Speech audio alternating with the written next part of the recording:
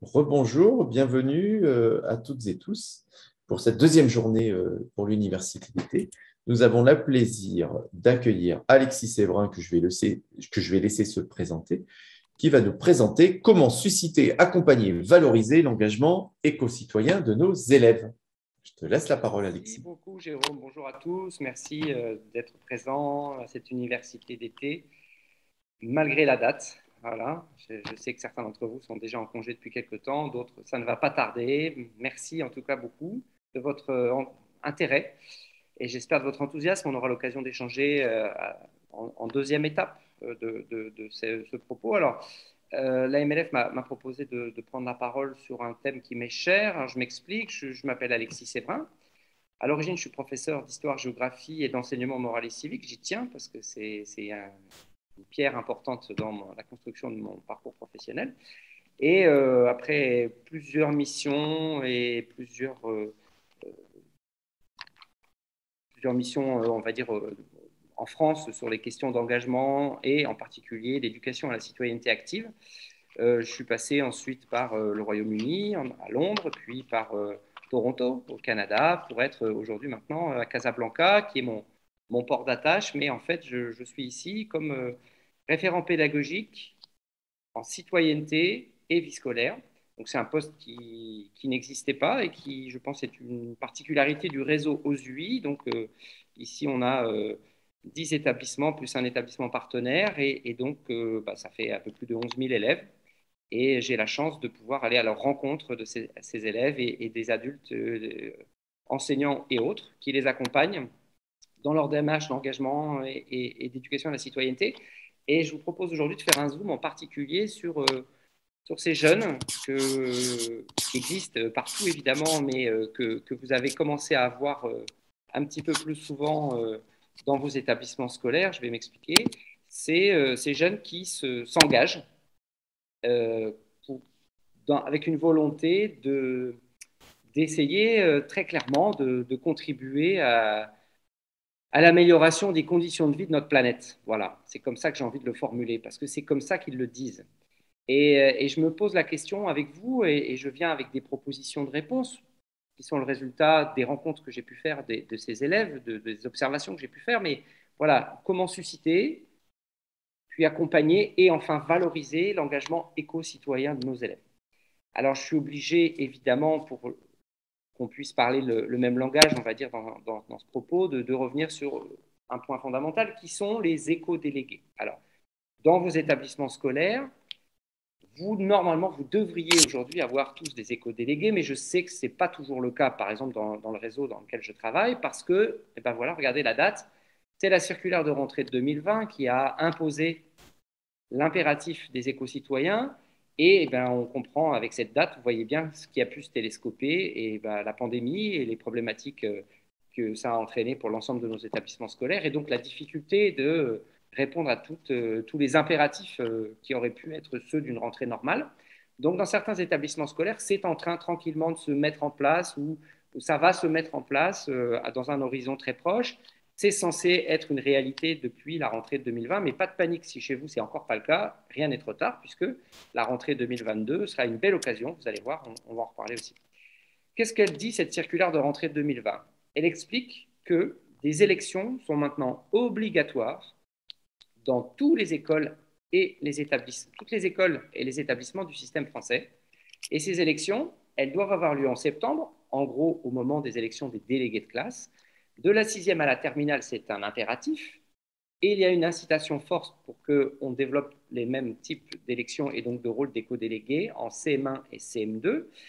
On est censé choisir, les élèves choisissent dans chaque classe un éco-délégué qui n'est pas le délégué de classe. Il a une autre fonction, et ça c'est très intéressant vraiment de le mettre à part. Il a une autre fonction, et cette autre fonction va être celle de dynamiser, on va dire, les initiatives d'éco-citoyenneté à la dimension de l'établissement. Et en fonction de la taille de votre établissement, vous imaginez bien ce que ça veut dire. Hein. Si vous avez un petit établissement dans lequel vous travaillez, bah, vous avez une petite équipe, mais moi qui travaille dans un gros paquebot qui est le lycée Massignon à Casablanca, on a 4500 élèves. d'accord, un peu plus de 75 classes. Donc, j'ai une armée mexicaine d'éco-délégués qui est très mobilisée, qui a très envie d'eux. Alors, ne soyez pas étonnés, je vais présenter des actions qui ont été menées depuis plusieurs années grâce à une de nos collègues ici qui, avant même que les éco-délégués soient un impératif, avait initié ce fonctionnement-là. Et donc, elle était déjà dans ce qui était attendu, qui n'était pas encore rendu obligatoire, mais elle a beaucoup travaillé dans ce sens. Et donc, c'est ce que je vais vous montrer, c'est le résultat non seulement d'une culture d'établissement qui est en marche depuis plusieurs années maintenant. Ce sera la 7e rentrée, là, donc ça compte. Et puis surtout, le nombre est conséquent. Hein, je le redis une fois de plus, ils sont presque 80. Donc, pas de panique si chez vous, vous avez l'impression que, évidemment, on n'est pas sur les mêmes dimensions, c'est normal. Alors, les éco-délégués, qu'est-ce qu'ils font? Alors, je vais utiliser juste un outil très très court. Hein. Vous allez voir, j'ai pris un extrait. Cet outil est à disposition sur Eduscol. C'est une production du ministère de l'Éducation nationale français, mais qui rassemble de façon efficace, on va dire, les 5 grandes missions des éco-délégués. Alors, je vous laisse découvrir ces missions, on y revient après.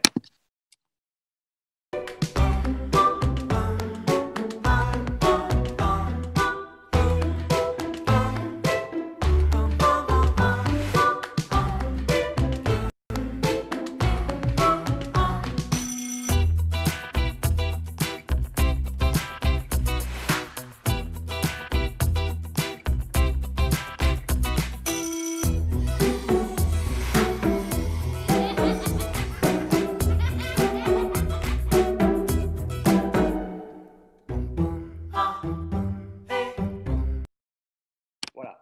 Donc, vous le voyez, les missions sont déjà définies. Voilà, pardon. Et vous l'avez vu, donc, dans ce qui est proposé, les actions. Alors là, j'ai utilisé. J'ai pas la chance, nous sommes à une date où j'ai plus d'élèves. Donc, je peux pas j'ai pas pu en inviter, vous les présenter, les faire parler. C'est ce qui donne quand même beaucoup de valeur. Vous allez voir que j'ai essayé d'utiliser à la fois des photos qui ont été prises dans les établissements scolaires de l'OSUI, des courtes vidéos qui ont été captées dans les établissements, plus d'autres qui sont disponibles aussi en ligne sur telle ou telle académie et qui mettent en valeur ce type d'action. Donc, ils peuvent mener des actions de sensibilisation. Là, je vais aller assez vite. Hein. Voilà, vous avez des élèves qui sont en train, dans un établissement MLF à vocation internationale, 3 langues représentées par ces 3 affiches, l'espagnol, l'anglais et l'arabe.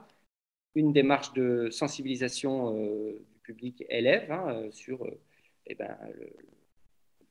les dangers de la déforestation en arabe et puis en espagnol et en anglais sur l'eau et nos usages de l'eau. Ils peuvent mener à bien voilà, ils font des expositions, par exemple. Là, c'est sur le recyclage du papier. Ils ont mis en œuvre, par exemple, des démarches pour sensibiliser et lutter activement contre la déforestation. Donc là, on voit un cahier d'un élève qui est CE2, sauf erreur, qui a travaillé sur le projet Frères des arbres. Alors ça a permis, par exemple, d'organiser des expositions, des rencontres, des conférences avec Modije Kepanga, qui est un agriculteur papou, mais qui aujourd'hui est un grand témoin invité par l'UNESCO encore en novembre prochain pour l'anniversaire de l'UNESCO et qui vient témoigner grâce à un film qui a été réalisé par un réalisateur français, Marc Dosier, de la situation de la déforestation dans le monde aujourd'hui et en particulier, évidemment, le point de départ pour lui, c'est son quotidien d'agriculteur en Papouasie-Nouvelle-Guinée. Mais ces rencontres et ces échanges ont été organisés par ces élèves éco-citoyens. Ils ont organisé, là c'était dans la même logique, mais on voit un peu partout fleurir c'est le cas de le dire, des plantations d'arbres, ce qui est une action extrêmement forte, qui a une valeur symbolique évidemment qu'on comprend, mais qui a aussi un rôle qui aujourd'hui n'est plus à démontrer. Plantons des arbres et on tient par là une des clés de la lutte contre la déforestation massive. Alors vous voyez, d'ailleurs, ça donne lieu à des célébrations. La plantation de l'arbre, ce n'est pas du tout anodin, c'est un événement pour l'école. Donc ça, on reparlera aussi de cette dimension. Ils ont mené des réflexions dans d'autres établissements sur l'amélioration de l'habitat et en particulier sur l'amélioration qu'on pourrait mener dans une logique de maîtrise de notre consommation énergétique, par exemple, dans un établissement scolaire qui pourrait être un établissement qui est en rénovation ou qui pourrait être en reconstruction, ils ont participé activement avec une réflexion, ils ont rencontré des architectes, ils ont mené à bien des projets. Et puis parfois, ils ont réalisé. Alors là, exemple, là c'est un exemple extrême. Hein, ils ont réussi à. C'était le résultat de plusieurs années de travail, mais je vous laisse découvrir justement cette cabane écolo. Et c'est leur vidéo. Imagine si on pouvait faire cours un peu différemment. Sortir de nos classes, passer plus de temps dehors. C'est vrai ça. On nous parle de développement durable, de notre environnement, de changement collectif. Et on fait cours dans du béton et à partir d'exemples virtuels. Il nous faudrait un endroit où on pourrait se retrouver pour expérimenter ensemble ce fameux développement durable. Évidemment, il faudrait que cet endroit soit un exemple qui respecte un maximum d'objectifs. Il doit être construit de manière écologique, avec des matériaux recyclés et durables pour réduire son impact sur l'environnement. Si on utilise des énergies propres et qu'on fait attention à consommer et produire de façon responsable, on pourrait presque être autosuffisant. Avec cette idée, c'est carrément une communauté durable qu'on construirait. Tout le monde pourrait venir découvrir cet endroit en faisant des TP ou des ateliers par exemple, le faire vivre et l'enrichir en y concrétisant des projets comme le mur végétal ou en organisant des événements pour favoriser les échanges. Ah, ce serait un lieu où on pourrait mener une vie saine et se sentir bien. Ce serait vraiment génial, mais tu rêves un peu, non? À mon avis, un tel projet doit coûter pas mal d'argent. Ne t'inquiète pas, les éco-ambassadeurs ont imaginé cet endroit. Ils ont organisé la kermesse écolo, tu te souviens? Ils ont aussi trouvé des partenaires qui partagent les mêmes objectifs mondiaux. Ce rêve sera donc bientôt une réalité, et on pourra sortir de nos classes et faire cours dans ce Green Lab. Voilà, alors ça, c'est devenu une réalité pour cet établissement scolaire. Une fois de plus, c'est un projet très ambitieux. Vous allez voir qu'après, je vais vous montrer qu'on n'a pas besoin d'avoir des choses aussi incroyables qui sortent de terre pour qu'il y ait une réalité de la vie des éco-citoyens dans une école. Bon, là, on les voit par exemple en train de participer à la construction des fondations de cette cabane écolo qu'ils appellent eux le Green Lab. Alors c'est des palettes qui sont donc réutilisées, elles sont recyclées et l'isolation est faite avec de la laine de mouton. Hein. Voilà. Mais on peut rencontrer aussi plein d'éco-citoyens qui s'engagent sur des projets qui peuvent paraître plus modestes, mais qui sont fondamentaux, comme celui dans lequel beaucoup d'entre eux s'engagent, et peut-être c'est le cas dans votre établissement, la lutte contre les bouteilles en plastique. Eh bien, voilà, vous avez une photo de ces gourdes, finalement, que des élèves ont eux-mêmes négocié avec des entreprises. Ils ont fait fabriquer un logo, ils ont fait imprimer le logo, ils ont organisé la vente et ils ont réussi à éradiquer dans cet établissement scolaire, par exemple, les bouteilles d'eau en plastique de l'établissement. L'établissement et la cantine ne fournissent plus de bouteilles. Il y a des points d'eau avec une filtration spécifique. C'est vrai, ça a un coût. Il faut aussi, c'est non négligeable. L'eau du robinet n'étant pas d'accès, on va dire, facile dans ces villes du Maroc, mais voilà, elle est filtrée et le coût est pris en charge, évidemment, par l'établissement ou par le partenaire qui s'occupe de la cantine, tout dépend des situations. Mais voilà, un problème du quotidien. Recyclage du papier, c'est aussi parfois, ça peut sembler très modeste comme geste, mais c'est fondamental dans les établissements scolaires où on a encore trop souvent l'habitude de surconsommer du papier. Eh bien, voilà, bon, là, ils se sont amusés à recycler le papier pour alerter, donc j'ai des photos de ce type, mais ils ont quand même produit du papier et ils ont monté des partenariats avec des entreprises qui récupèrent le papier et qui finalement, avec les gains apportés par cette récupération du papier, on peut cofinancer d'autres projets. Donc, moi, qu'est-ce qui m'intéresse dans tout ça? C'est que vous avez vu, il y a une vraie dynamique puissante que moi j'observe à la dimension d'un réseau qui est quand même un réseau important. Je vous dis, il y a 11 000 élèves, 10 établissements plus un établissement partenaire, et on le voit dans tous ces établissements scolaires, alors évidemment pas avec la même énergie partout, mais cette existence d'éco-délégués, j'observe, et c'est là-dessus que je voulais vraiment réfléchir avec vous, que c'est une énergie finalement nouvelle. On connaît tous les délégués de classe, on sait comment ça marche, on sait quel type d'élèves ont envie d'être délégués, on connaît les conseils de vie collégienne, les conseils de vie lycéenne, et on voit monter des générations d'élèves engagés au service du bien commun dans leur établissement, sur les CVL, les CVC. Mais et on ne peut pas leur en vouloir de ça, mais ces postes-là, jusqu'ici, ont permis à des élèves très motivés et portés par l'envie d'être élus, d'être reconnus et d'avoir des responsabilités. Donc, c'est un type d'élève très intéressant à accompagner, à guider. Mais les éco-délégués sont des élèves finalement d'un autre type. Ils ne sont pas mus par cette volonté d'être sur le devant de la scène. Ce n'est pas ça leur objectif. Ni d'être plus tard des politiciens. Ce n'est pas ça leur objectif. La plupart du temps, leur objectif, c'est, qui est chevillé au corps, c'est j'ai envie que les choses changent. Moi, j'ai envie de. Je ne peux pas rester les bras ballants, ce n'est pas possible. Moi, j'ai envie que ça change. Voilà. Donc, eh bien, vous l'avez peut-être observé déjà si dans vos établissements scolaires, ces élections ont eu lieu et que vous avez pu voir les éco-délégués en marche, mais partout où je suis passé, les éco-délégués que je rencontre, c'est parfois les petits timides qui ne prennent pas la parole d'habitude, mais qui disent ce jour-là, je me suis présenté aux élections en disant moi, j'ai un projet et je voudrais telle chose, et je propose telle chose, parce qu'ils le portent. Et vous voyez bien l'échelle et finalement la puissance de ce mécanisme en marche si c'est porté par quelqu'un qui a une conviction forte. Ce n'est pas simplement pour être élu, c'est d'abord pour agir. Donc, vous voyez, ça me semble très important. Alors, là, je tends le micro, ils ne sont pas là, mais je tends le micro à des éco-délégués qui vont vous dire comment eux, ils sentent la chose. Le problème de l'écologie, c'est qu'il faut non seulement en être conscient, mais aussi il faut agir. Et c'est d'où notre slogan Stop Talking, Start Acting.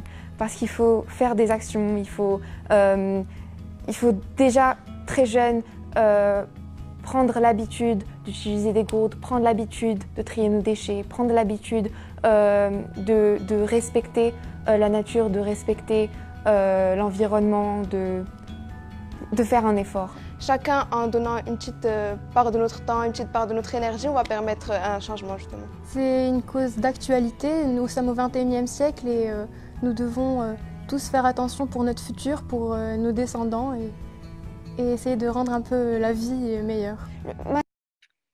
Alors j'imagine que comme moi, vous l'avez entendu là, ce petit truc dont je parlais, cette vocation qu'ils ont à vouloir changer les choses et à dire voilà, nous, on est dans l'action et c'est ça qu'on veut, parce qu'on veut changer. Et ils ne disent pas, je veux qu'on me reconnaisse comme étant l'éco-délégué de la classe. Ce n'est pas leur problème, en fait. Non, je veux agir. Je veux agir pour mon école, je veux agir pour ma communauté et pour mon environnement. Donc, quand on a un engagement de cette qualité, nous, les accompagnants, les pédagogues, les personnels de direction, on n'a pas le droit de ne pas les encourager mieux, plus, et de ne pas les valoriser. C'est pour ça qu'aujourd'hui, voilà, je souhaitais apporter des éléments de réflexion le problème de qui viennent derrière. Alors, vous l'avez compris, les éco-délégués, ok, bon, ça, on a compris, ils ont des actions au service de leur communauté. Ça, d'accord. Et elles sont visibles. Et parfois, elles sont modestes, mais voilà, ils sont dans cette logique-là. Et j'insiste beaucoup là-dessus, c'est un levier puissant, ces élèves, pour modifier les cultures d'établissement. D'accord ? Et vous allez voir qu'en plus, il y a des attentes qui ont été réitérées pour la rentrée de septembre 2022. Donc, un levier puissant pour modifier les cultures d'établissement. Les établissements dans lesquels vous travaillez, nous travaillons, sont pour beaucoup avec on va dire, un impératif qu'il aurait fait aujourd'hui de modifier leur rapport à l'environnement. Soit parce qu'ils sont en rénovation, en construction ou en reconstruction et qu'on est obligé de penser évidemment avec un prisme environnemental, on va dire, soit on aimerait que ça change et on est, par exemple, en train d'être un enseignant dans sa classe qui s'agite avec ses élèves sur un projet, mais on est un peu déçu qu'il n'y ait pas une suite derrière, ou alors on est un chef d'établissement qui essaie de piloter, de dire ce serait bien si on arrivait à modifier ceci ou cela, et bien ces élèves-là, ils sont, et j'en suis fondamentalement convaincu, la clé. C'est une aide précieuse pour les labels E3D, EcoSchool, on en parlait tout à l'heure. Là. Quand je veux installer une EcoSchool, quand je veux obtenir un label E3D, eh bien, pour avoir participé aux deux expériences, par exemple, à Toronto ou ici, voilà, eh bien, on attend de voir ce que vos élèves font en vrai, dans les actes. Hein, parce qu'il ne suffit pas d'avoir un beau bâtiment tout neuf avec des panneaux solaires ou une conscience énergétique importante. Ça, c'est une étape. Mais la culture et la pratique et les actions menées par votre communauté scolaire, c'est ça le fondamental pour obtenir le label. Voilà. Il ne suffit pas juste d'avoir un beau bâtiment si dedans, tout le monde, finalement, a des usages et des pratiques qui ne sont pas conformes aux attentes. Donc, c'est une aide précieuse si vous avez ce type de projet. Et puis, c'est une étape concrète dans le parcours citoyen des élèves. Voilà. Des fois, et nombreux sont les collègues qui s'interrogent en disant « Mais qu'est-ce qu'on leur met dans leur parcours citoyen ?» Oui, d'accord, il y a des cours de MC. Ah, ben peut-être il est élu là, ok. Mais là, c'est des actions concrètes. Voilà. Et l'élève, il peut avoir une grande fierté à déposer comme preuve dans son portfolio de son parcours citoyen, quel que soit le format que vous avez adopté dans votre établissement scolaire, des moments où, voilà, ben moi, j'étais là quand on a éradiqué les bouteilles en plastique. Nous, on a travaillé sur la lutte contre les déchets à la cantine. Et j'étais fier de faire ça. Et voilà, je vais mettre une photo, je vais expliquer ce que j'ai fait. Voilà. Et ça rend concret aussi ce parcours citoyen pour les élèves. Voilà, là, quand tu fais ça, tu construis ton parcours citoyen. Et donc, cette étape-là, il faut qu'elle apparaisse et c'est extrêmement concret. Alors, là, peut-être que moi, ce que je voudrais, c'est qu'on entende aussi, alors là, c'est une enseignante en l'occurrence, et qui va vous dire elle-même que oui, c'est pour elle, voilà, ça a l'air d'être un atout pour l'établissement. Alors, écoutez, alors on voit un élève là, mais c'est une enseignante qui va prendre la parole. Donc les élèves sont au centre de tous ces projets.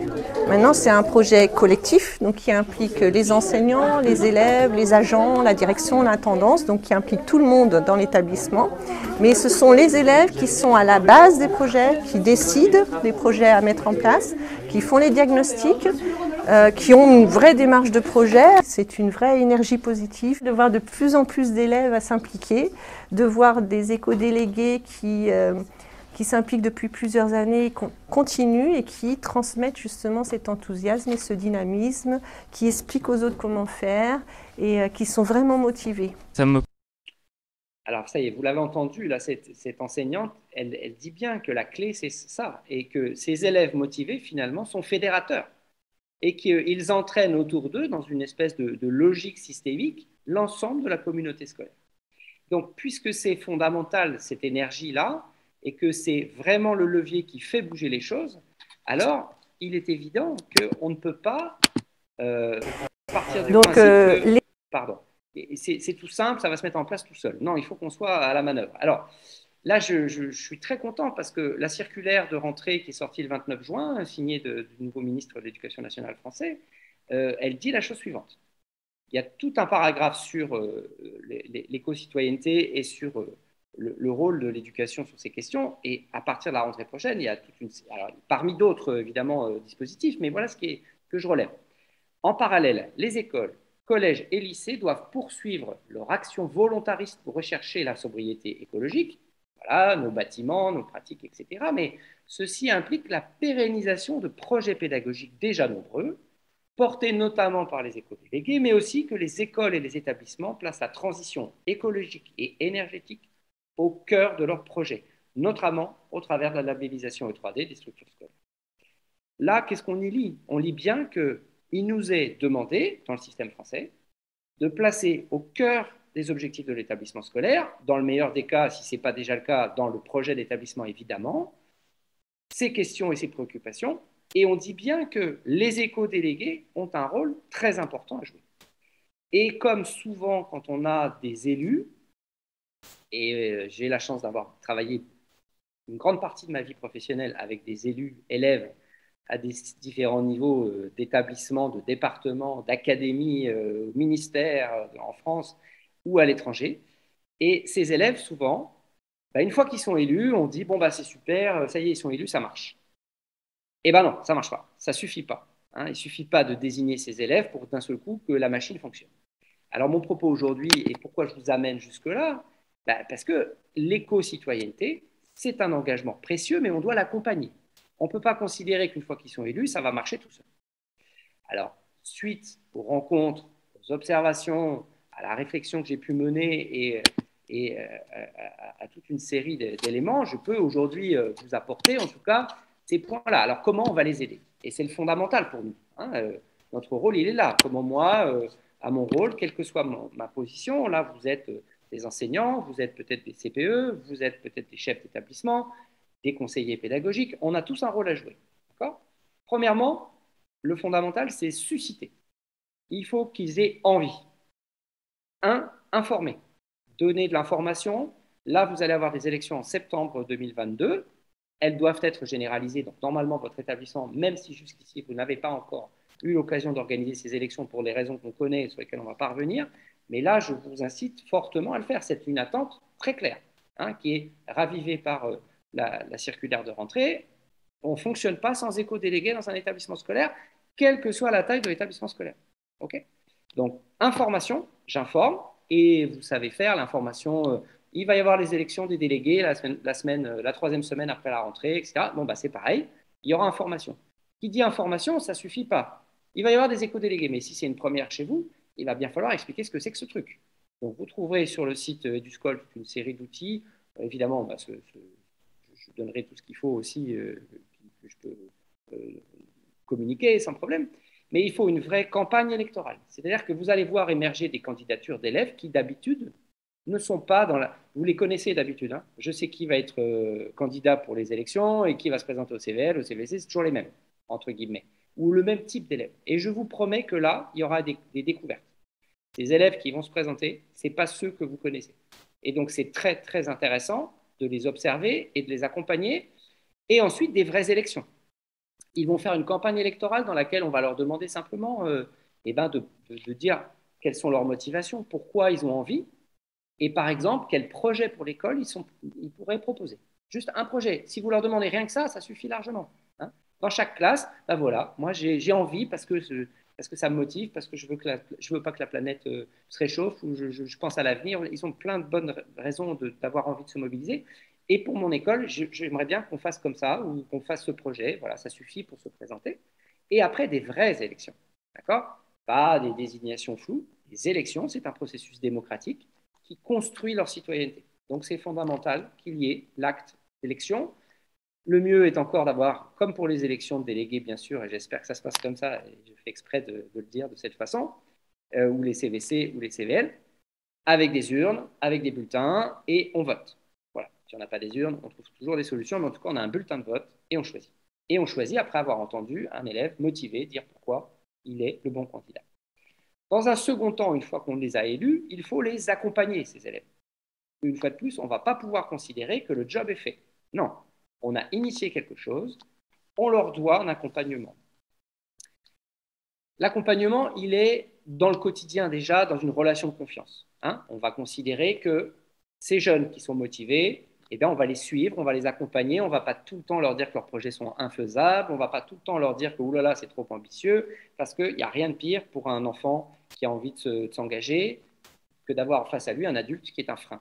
On n'est pas là pour être un frein, on est là pour être un tremplin sur ces questions-là. L'engagement, il s'accompagne. Donc, on doit établir la relation de confiance, ils doivent être dans une relation de confiance, et il faut qu'il y ait du pilotage. Et quand je dis pilotage, tous les endroits où je suis passé, où ça fonctionne bien à l'échelle d'un établissement, c'est quand il y a un pilote identifié, spécifique éco-citoyenneté. N'allez pas, je vous en prie, même si parfois ils en ont envie, surcharger à nouveau les CPE. Les CPE, ils font beaucoup de choses dans l'établissement scolaire. Bien sûr, ça les intéresse l'engagement éco-citoyen, mais souvent, ils s'occupent déjà de votre CVC ou de votre CVL, voire des deux, et c'est une charge de travail importante. Donc, choisissez un pilote. Et pour une fois, vous trouverez des pilotes. Partout où je suis passé, les pilotes, ce n'est jamais des CPE. Cette fois-ci, on a des enseignants. Les enseignants de SVT, ça les passionne, cette question. Et ils ont très envie d'avoir une équipe d'élèves qui sont motivés.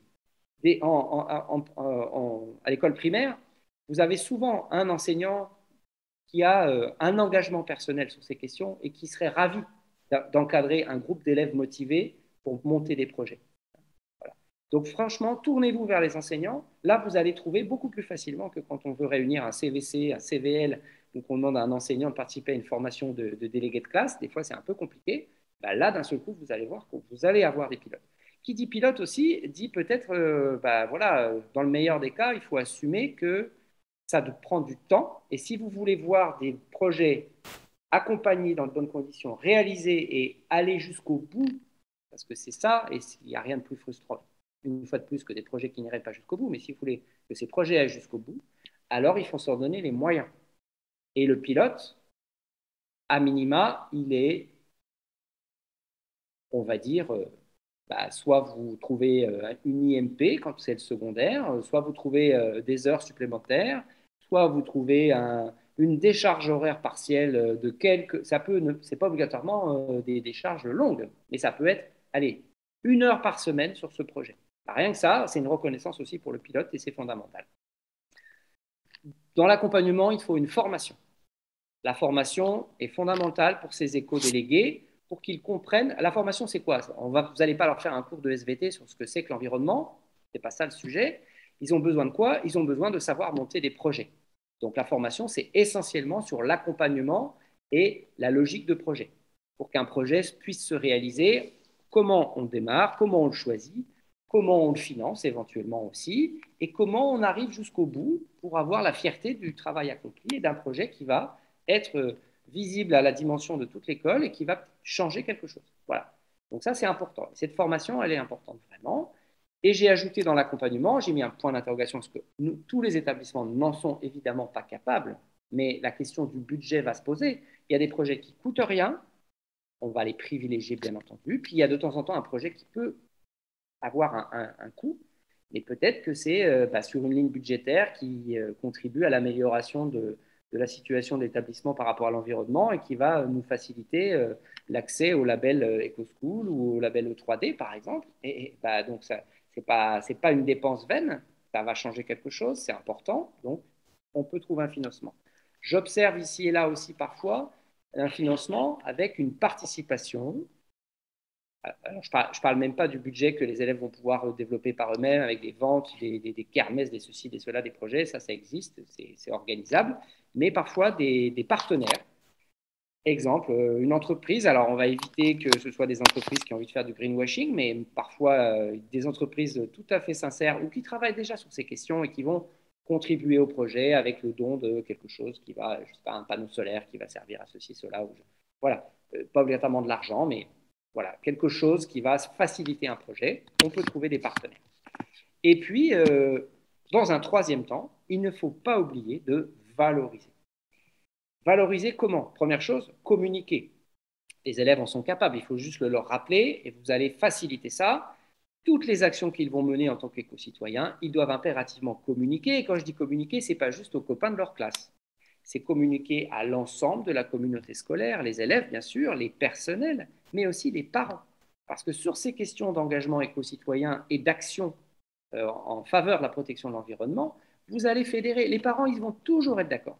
Il y a la question des bouteilles d'eau en plastique, etc. On sait qu'il y a certains parents qui ne sont pas très chauds avec la gourde.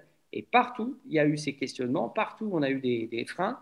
Partout, les élèves ont réussi à convaincre et ils sont passés. Et voilà, quand on a eu vraiment la possibilité de faire, de communiquer, de mettre en avant les actions, soit en cours, soit réalisées. Il faut aussi, et c'est très important, une reconnaissance.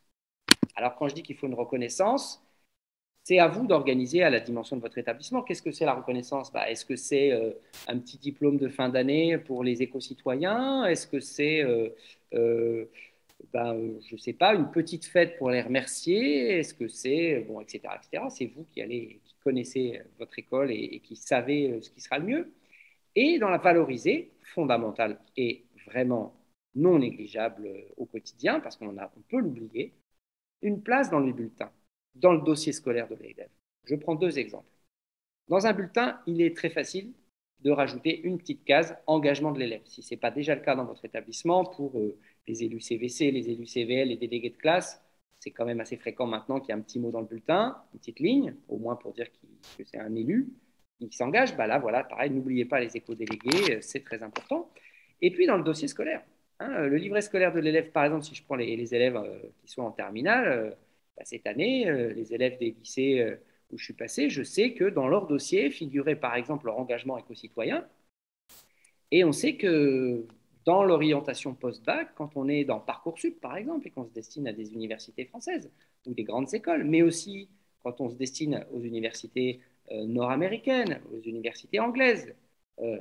En tout cas, tous ces grands dispositifs qui vont accueillir certains de nos élèves qui sont dans les lycées français internationaux, eh bien, ils sont extrêmement attentifs à l'engagement de l'élève, à la qualité de l'engagement de l'élève, au projet que l'élève a pu mener en dehors de la classe, à la façon dont il a pu, par exemple, fédérer autour de lui ou assumer un rôle de leader sur un projet, ou alors participer à un projet qui a changé l'histoire de son école, etc., etc.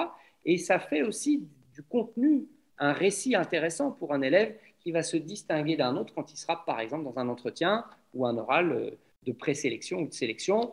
Je ne parle pas de Sciences Po, qui adore ce genre d'élèves, bien entendu, ou des grandes universités anglaises ou américaines qui adorent ces élèves engagés, qui donnent du temps pour les autres, et en particulier, bah oui, c'est tant mieux pour nous, c'est la mode, hein, l'éco-citoyenneté, mais ce n'est pas que la mode, c'est une vraie urgence, et donc c'est important cette reconnaissance. Donc vous le voyez, les 3 temps, comment les aider?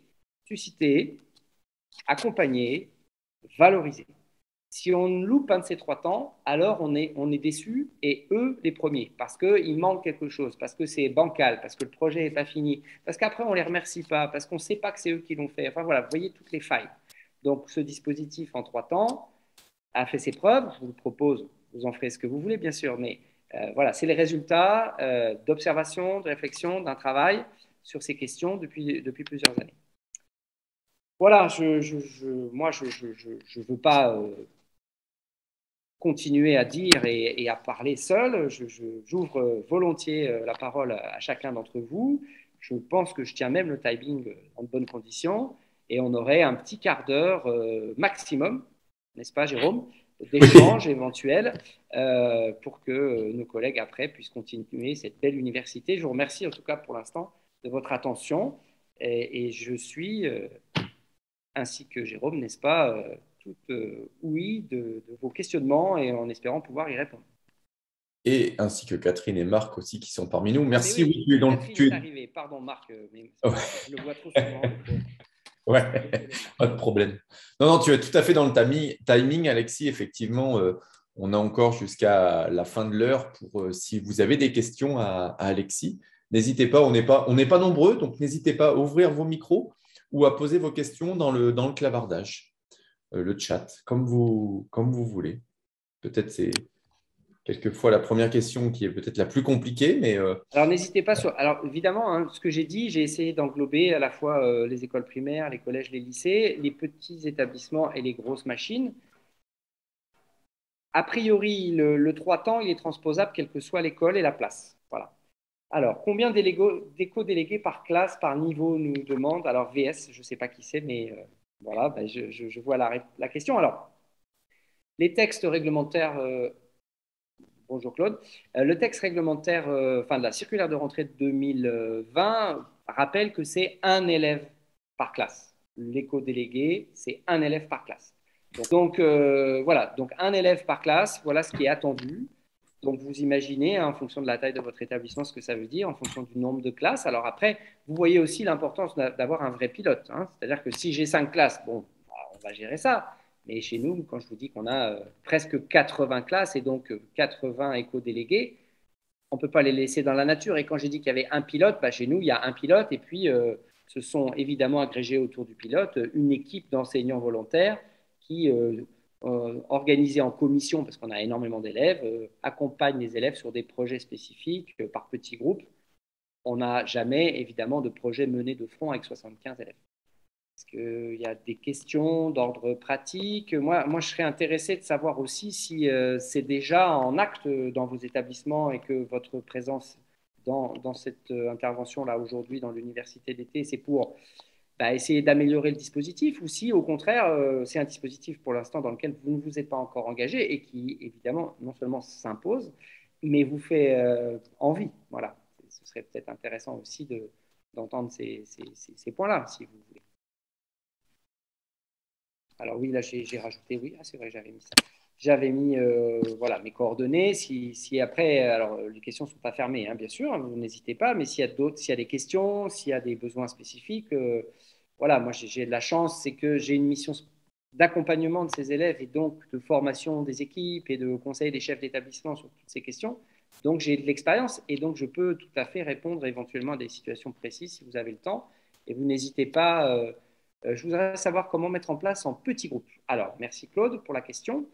Alors, les petits groupes, écoutez, très clairement, ça dépend évidemment du nombre d'élèves qu'il y a dans votre établissement scolaire. Mais là, puisque nous avons beaucoup d'élèves dans l'établissement auquel je suis rattaché, le choix a été fait par les équipes avant mon arrivée même, d'avoir un pilote et des enseignants qui sont volontaires, qui, vous le voyez, ça met du temps, c'est la 7e rentrée. Et le pilote, lui, il avait des IMP. Voilà, les enseignants qui accompagnent le pilote et qui sont volontaires pour donner en moyenne 1 heure par semaine de leur temps sont enfin, on va dire, rémunérés pour cette heure à partir de la rentrée prochaine. Et ça fait 6 ans jusqu'ici qu'ils l'ont fait de façon bénévole. Voilà. Mais on avait donc des enseignants qui accompagnaient. Les élèves en début d'année se rassemblent en plénière, identifient des axes sur lesquels ils ont envie de travailler à l'année. Et donc, de ces axes, on fait naître des commissions. Cette année, une commission sur élimination des bouteilles de plastique, commission sur réduction des déchets alimentaires, une réduction sur la fameuse cabane écolo, une réduction sur le projet Frères des arbres et la lutte contre la déforestation, une commission communication, parce que des élèves ont dit, oui, il faut qu'on communique. Voilà, et eux, ils savent faire. On avait des élèves intéressants qui savaient faire tout ça. Donc, ils se réunissent en commission. Voilà les groupes, c'est ça. Et c'est en fonction de leur intérêt. Et ils n'avaient pas interdiction de changer de commission au bout de quelques semaines. S'ils avaient l'impression d'avoir donné les idées, d'avoir agi et qu'il y avait d'autres idées utiles, ils pouvaient changer de commission. Donc, il y avait un point de rendez-vous chaque semaine qui était identifié sur un créneau de 2 heures entre midi et 2 pour que les plus grands et les plus jeunes puissent participer en fonction du moment.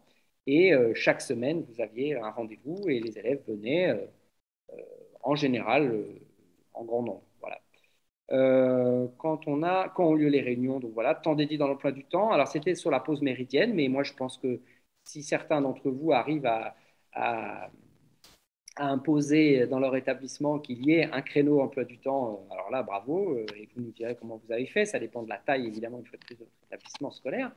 Je vois aussi comment articuler les éco-délégués et les délégués de classe, ne pas faire de doublons, ne pas faire trop. Alors, évidemment, et c'est clair, alors à moins que vous ayez un tout petit établissement, et c'est peut-être pas évident, mais sinon, dès que vous avez un établissement avec plusieurs classes dans chaque niveau, ou même une classe de chaque niveau, une vraie classe, je vous incite à restreindre l'accès aux éco-délégués à tous les élèves de la classe qui le souhaitent, sauf les délégués.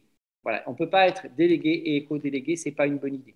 C'est mélanger les casquettes.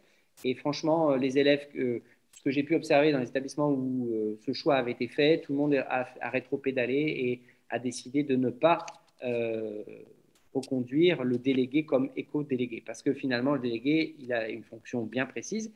Et ce que je vous ai dit aussi, c'est intéressant, c'est que les éco-délégués, ce n'est pas les élèves que vous voyez arriver d'habitude. Donc, laissez-leur la possibilité de s'engager et vous allez, je vous l'assure, être surpris par les personnalités qui vont émerger et par la qualité de leur engagement qui est exceptionnelle, vraiment.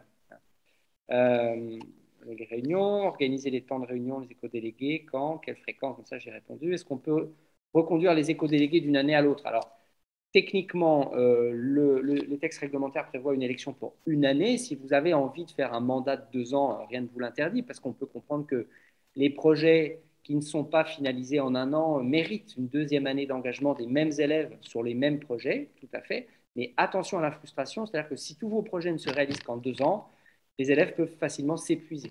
J'incite vraiment beaucoup à dire, ces élèves, quand ils ont des projets, et des projets qu'on va voir, qui sont visibles et qui changent la vie d'un établissement scolaire, on doit les aider à réaliser le projet dans l'année. C'est aussi pour ça qu'il faut savoir conduire un projet. C'est pour ça qu'ils ont besoin de formation. Parce que vous avez un groupe d'élèves au début ils vont avoir des idées incroyables et ils vont vous exploser 50 idées de projets. Et la difficulté, si on a 50 projets, c'est qu'on sait d'avance qu'il n'y en a pas un qu'on va réussir. Donc, on fait un choix, on est modeste, d'accord, mais ambitieux. On veut bien changer les choses. Alors, on choisit, on vote, par exemple, pour choisir les projets qu'on va pouvoir mener cette année. Et les autres, on les met de côté et ils servent dans une bourse au projet qui pourra être réactivée pour l'année suivante. Et au moins, on va peut-être réussir à faire. Alors, j'essaie d'aller un peu plus vite pour revoir quelle articulation CVC, CVL, éco-délégué. Alors, des rencontres régulières pour que les CVC et les CVL sachent pertinemment que les éco-délégués sont en train de travailler sur tel ou tel dossier. Ils doivent en avoir l'information, c'est important. Merci. Alors, oui, est-il possible de faire avec une classe en atelier? Bonjour à tous, nous avons essayé de mettre en place des éco-délégués dans cet établissement. Le démarrage s'avère un peu plus compliqué. Doivent-ils faire partir forcément du club environnement de l'établissement? Pas du tout, ce n'est pas une obligation. Si vous avez un club environnement, bah, c'est très bien et il peut fonctionner. Si l'établissement est gros, les éco-délégués d'un côté et le club environnement de l'autre peuvent cohabiter. Le club environnement peut disparaître si vous avez des éco-délégués et la personne qui pilotait le club environnement peut devenir le pilote des éco-délégués. Voilà, on change les statuts, mais on garde les mêmes énergies. Motiver les élèves à adhérer au projet d'éco-délégués, croyez-moi, il n'y aura pas de souci si vous faites une bonne information. Je crois qu'on me demande d'arrêter. Pas encore engagé, notre école est ouverte depuis 2 ans. Je veux savoir si c'est seulement les éco-délégués qui font les projets et les autres élèves qui ne sont pas éco-délégués. Alors, les éco-délégués, on va dire, sont les pilotes, les porteurs de projets. Mais si ces projets méritent une énergie de l'ensemble d'une classe ou de l'ensemble d'un niveau ou de l'ensemble d'une communauté, il ne faut pas hésiter. Ils resteront les pilotes et c'est ceux qui vont initier. Mais si la manœuvre a besoin de bras, eh bien, il faut convaincre. Voilà, là-dessus, ce n'est pas de problème. Diffusion des idées, décisions dans les classes pour que ce soit accessible aux plus petits. D'accord. Quel moyen de diffusion des idées et décisions? Alors, il faut que certains des élèves soient responsables de la communication en externe, communication en interne, via, pourquoi pas, les réseaux sociaux si ils sont assez âgés, qu'ils savent faire, etc. Mais en interne, ils peuvent organiser une permanence, une petite exposition dans le hall de la cantine, un passage dans les classes pour présenter leurs actions et susciter l'intérêt et éventuellement les candidatures, etc., etc. Voilà, je suis obligé de vous saluer tous. N'hésitez pas, voilà, je laisse mon... voilà, vous aurez toutes les coordonnées, j'imagine, et puis la présentation est disponible, il n'y a aucun souci. Voilà. Merci Alexis. Merci Alexis. C'était vraiment, je me permets de le dire, tu as dit qu'il y avait un plan en 3 axes, susciter, accompagner, valoriser. C'est exactement ce que tu as fait. Je pense que tu as suscité l'envie de se lancer. Non, vraiment. Accompagner, tu nous as apporté plein de pistes. Et puis valoriser, on l'a bien vu à travers tous les exemples de ce qui est mené ici ou là sur la zone Maroc et à Massignon en particulier. Un grand merci pour cette présentation éclairante, je pense. Merci à tous en tout cas. À bientôt et bel été.